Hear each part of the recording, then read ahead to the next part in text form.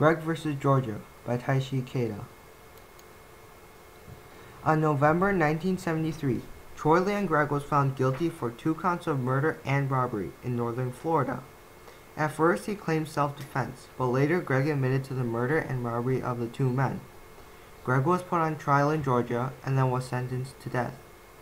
Gregg stated that a death sentence was unconstitutional under the 8th and 14th Amendment.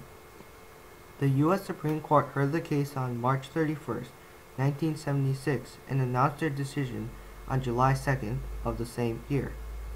The Supreme Court was trying to answer the question, does the death penalty for murder go against the 8th and 14th Amendment? The Supreme Court ruled that a death penalty for a crime of murder didn't violate the 8th and 14th Amendment. According to Justice Stewart, if applied fairly, the death penalty is not unconstitutional. The Supreme Court decided that if a death penalty seems appropriate to the crime the criminal committed, they'll receive that punishment. The Supreme Court also found that Georgia already had laws set up to prevent disproportionate death sentences. The Supreme Court also had to interpret the meaning of nor cruel and unusual punishment inflicted from the 8th Amendment. They decided that that meant that punishment can't be excessive or inhumane. In the Supreme Court's opinion, if someone were to commit an extreme crime, then it is fair that they will receive an extreme penalty.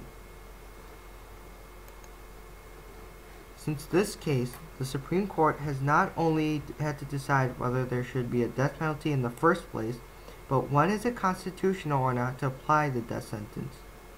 The Supreme Court must now review cases and decide if the death penalty is applied fairly.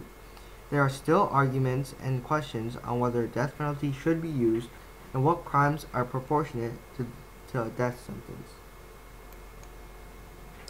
So in conclusion, Troy Leon Gregg was sentenced to death after committing 2 murders and robberies.